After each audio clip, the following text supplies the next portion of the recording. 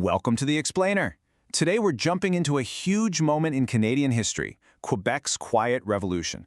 It's a story most of us think we know, a story of massive, sudden change. But what we're going to do is look at the data, which tells a side of that story you've probably never heard before. Centuries, not decades. Just think about that for a second. And that's how one sociologist put it. This wasn't just some small political shuffle. It was like an entire society did a complete 180 in just a handful of years. So what were they revolting from exactly?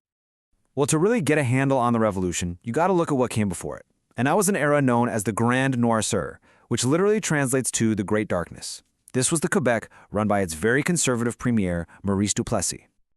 You know, before 1960, Quebec was, well, it was different. It really stood out from the rest of North America. Education levels were way behind. Incomes for French speakers were some of the lowest in the country. And society was just deeply, deeply traditional. Some people even called it the third world in North America. And a huge reason for that was the power of one single institution. And that was the Catholic Church. I mean, it was at the absolute center of everything. This wasn't just about Sunday service. We're talking about the church running the schools, the hospitals, all the social services. Your teachers and nurses, they were likely nuns.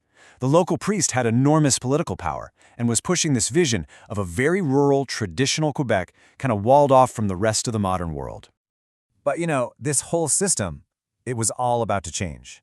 And the trigger was the death of Premier Duplessis in 1959. That wasn't just one man's passing. It was the starting gun for a total reinvention of Quebec's identity. So in 1960, Jean Lesage and his Liberal Party just swept into power with a super simple but really powerful slogan: things have to change. And man, did they move fast. In just a few years, the government took over healthcare, created a modern and secular Ministry of Education, basically kicking the church out of public life, and it nationalized all the private power companies into a new provincial giant, Hydro-Québec. And the whole idea, the big vision behind all of this, was captured in their next election slogan, Maîtres chez nous, or Masters of Our Own House. The message was crystal clear. It was time for French-speaking Quebecers to take control of their own economy, their own future. Okay, so that's the story we all know, right? This dramatic, heroic break from the past that created the modern Quebec we see today. But what if the data tells a more complicated story? A recent economic study asks a question that kind of challenges that whole narrative. And that's literally the title of a paper from the CRNO Research Center in Montreal. The researchers decided to step back from the historical stories and instead use hard economic data to measure what the actual impact of all these revolutionary policies was. To figure this out, they used this really clever statistical trick called the synthetic control method.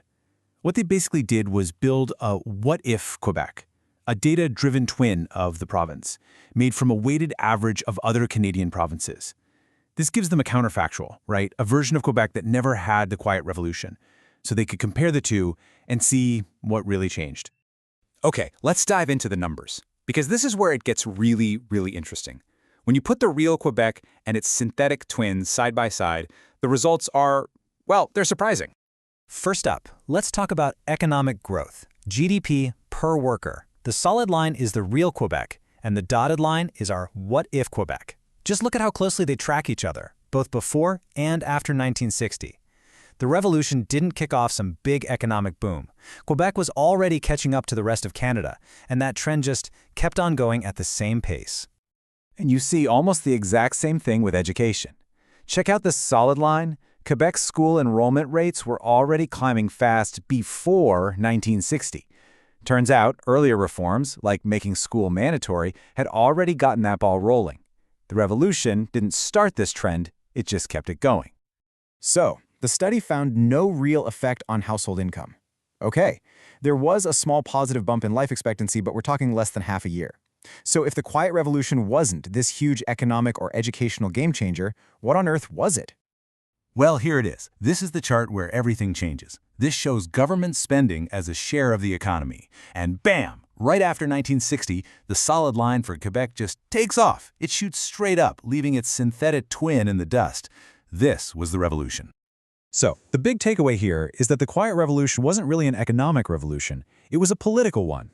In just a few short years, the Quebec government went from being one of the smallest in Canada to the absolute largest and most hands-on, taking over all these new parts of society. But hold on a second. If the economy didn't boom, how did they pay for all this? That is the key question. And the answer is right here on this slide. The chart on the left, that's the spending explosion we just saw. The chart on the right, that's federal transfer payments, money from Ottawa going to Quebec. They follow almost the exact same path. The massive expansion of the Quebec state was largely paid for by the rest of Canada. So this is where we land. With this really complex legacy, we have two powerful stories that seem to clash. The legend of a society suddenly bursting free, and this data that suggests a more gradual economic change, but with a massive revolution in the size of the government. So how do we square these two things?